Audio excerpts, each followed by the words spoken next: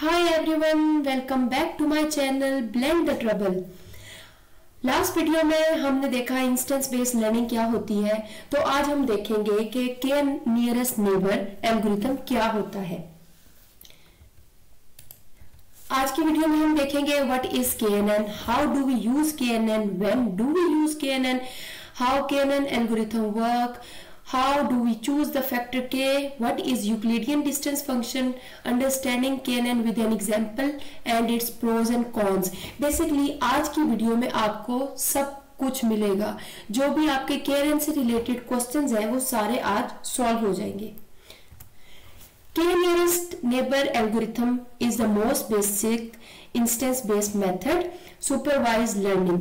Supervise learning क्या होती है ये मैं आपको अपनी एक पहली वीडियो में मशीन लर्निंग के बिल्कुल स्टार्टिंग की वीडियोस में बता चुकी हूँ। अगर आपने मेरा वो वीडियो नहीं देखा तो लाजमी पहले उस वीडियो को देखें ताकि आपको समझ आए कि सुपरवाइज लर्निंग क्या होती है।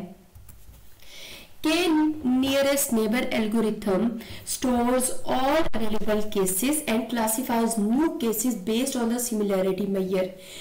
बेसिकली ये एक सुपरवाइज्ड मशीन लर्निंग एल्गोरिथम है जो कि क्लासिफिकेशन के लिए यूज होता है, लेकिन सिर्फ क्लासिफिकेशन के लिए नहीं, ये रिग्रेशन के लिए भी यूज हो सकता है। K neighbor is one of the simplest supervised machine learning algorithm mostly used for ज्यादा तर, लेकिन ये क्लासिफिकेशन के लिए यूज होता है। It classifies a data point based on how its neighbors are classified। अब हम KNN को यूज क्यों करते हैं, मतलब हमें इसकी क्या जरूरत पड़ी कि हम KNN को यूज कर रहे हैं। By now we all know that machine learning models make predictions by learning from the past data available। जितना भी past data available होता है उसकी बेस पे लर्निंग होती है, जैसा कि हम देख चुके कि इंस्टेंस बेस्ड लर्निंग क्या होती है। मैं बार बार इंस्टेंस बेस्ड लर्निंग का जिक्र करूंगी, अगर आपने वो वीडियो नहीं देखी तो आप पहले लाजमी उस वीडियो को देखें ताकि आपका इंस्टेंस बेस्ड लर्निंग का कॉन्सेप्ट क्लियर हो। यहाँ पे हमने देखा कि मशीन एक इनपुट वैल्यू हम मशीन को देते हैं और हमारा कोई भी मॉडल उसके ऊपर एल्गोरिथम हम ट्रेन कराते हैं और उसकी बेस पे प्रिडिक्टेड आउटपुट निकल आता है। Why KNN? अब यहाँ पे एक सिनेरियो बताया गया है जिसमें एक बच्ची है, वो अपनी मदर से पूछती है कि ये जो एनिमल है ये क्या चीज है, इज दैट अ डॉग। तो उसकी मदर उसको आंसर करती है, no dear, you can differentiate between a cat and a dog based on their characteristics. Characteristics जो भी होंगे कैट और डॉग के, उसकी बेसिस पे हम आइडेंटिफाई कर पाएंगे कि द गिवन इमेज या जो भी गिवन एनिमल, जिस भी एनिमल की इमेज है वो किस चीज की है। इसका मतलब हमारे पास कुछ कैरेक्टरिस्टिक्स या एट्रीब्यूट्स का होना लाजमी है जिसकी बेस पे हम डिफाइन कर पाए।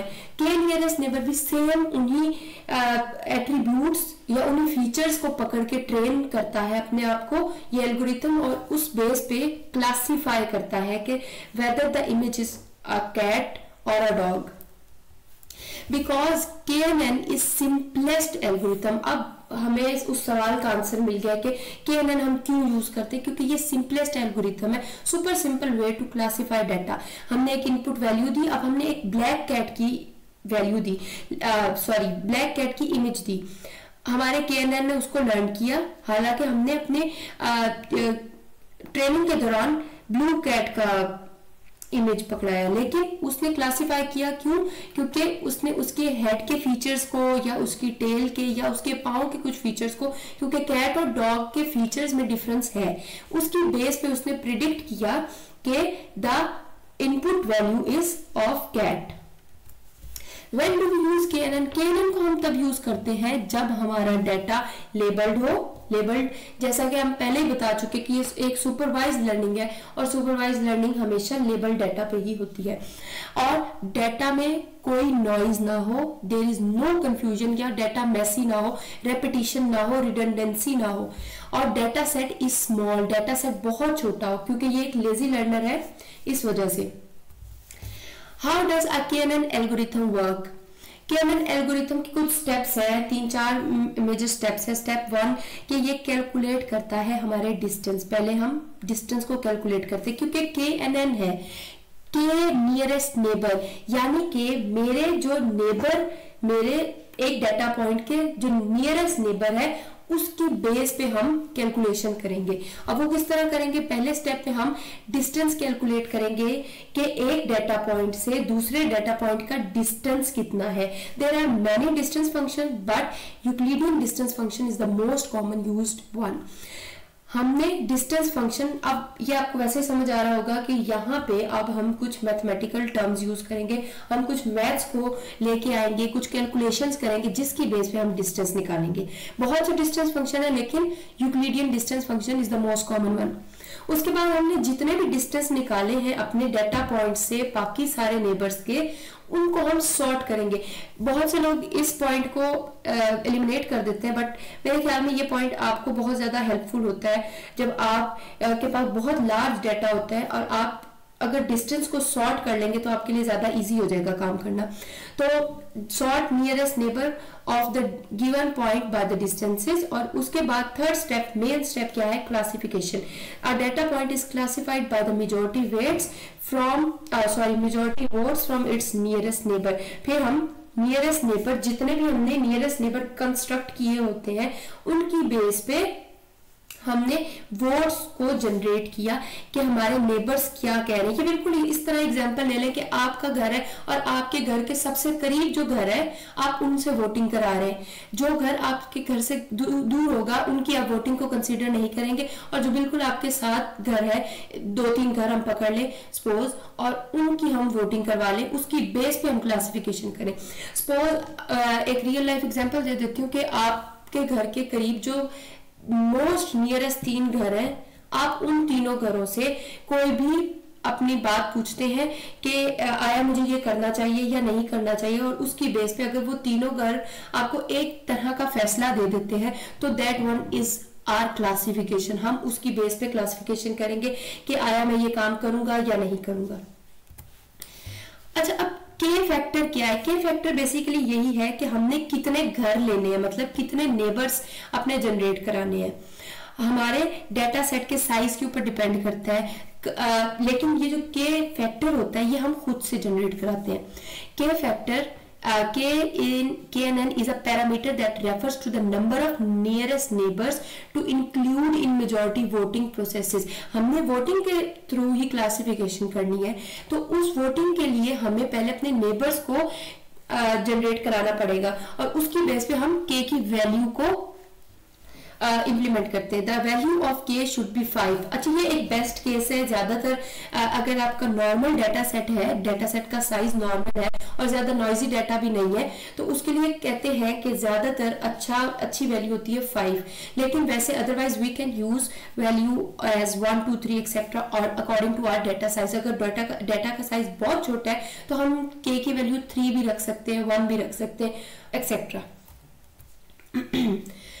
Choosing the right value of k is process called parameter tuning and it is important for better accuracy। अब सवाल ये कि हम अपने नेबर्स को इतना इम्पोर्टेंस दे क्यों रहे हैं, कि मतलब हम अपने नेबर्स को कंस्ट्रक्ट जो करा रहे हैं, हमने एक के की वैल्यू फॉर्म की है, उसकी जरूरत क्यों पेश आई? क्योंकि हम अगर के की वैल्यू सही नहीं चूज करेंगे तो हमारी एक्यूरेसी सही नहीं आएगी हमारे मॉडल की। अब इसकी मैंने एक बहुत अच्छी एग्जांपल उठाई है।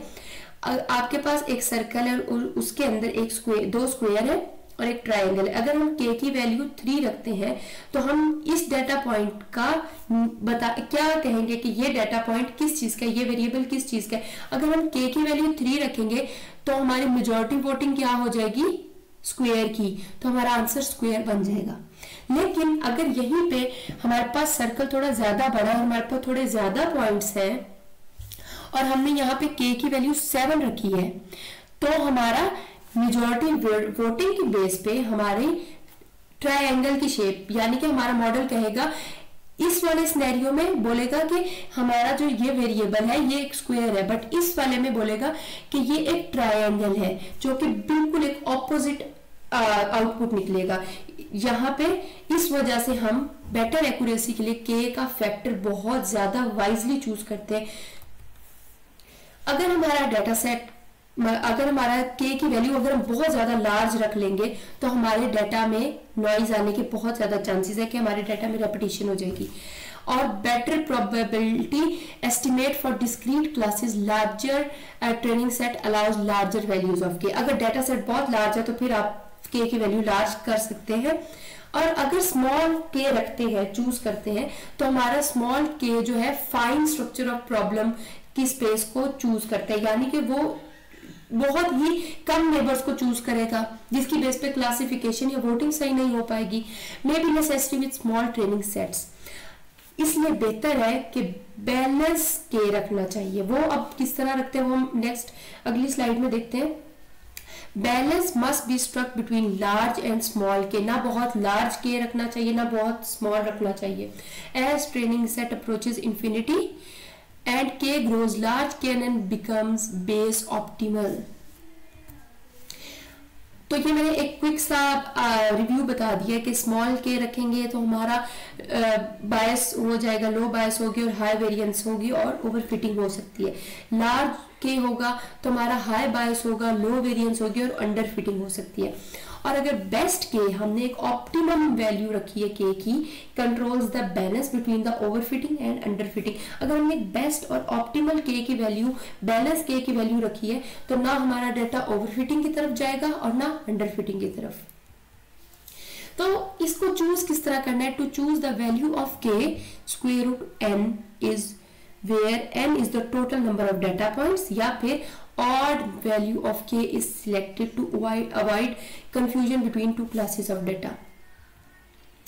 यूक्लिडियन डिस्टेंस फंक्शन, जैसा कि हम ऊपर देख चुके हैं कि हमने डिस्टेंस निकालना है अपना, उस डिस्टेंस को निकालने के लिए हम क्या करेंगे कि हम अपना यूक्लिडियन डिस्टेंस फंक्शन निकालेंगे। In mathematics the Euclidean distance function is defined as the distance between two points, as the Euclidean distance can be found by using the coordinate point and the Pythagoras theorem. It is occasionally called the Pythagorean distance. अब distance किस तरह निकालेंगे Euclidean, उसके लिए हमारे पास एक formula है। As discussed above, the Euclidean distance function helps to find the distance of line segment. हमारे पास सपोज अब हमने इस ग्राफ के थ्रू निकालते हैं कि हमारे पास एक पॉइंट P है और एक पॉइंट Q है। हमने एक 2 डायमेंशनल ग्राफ के अंदर देखना है कि हमारा जो है ये डिस्टेंस P से Q का डिस्टेंस कितना है।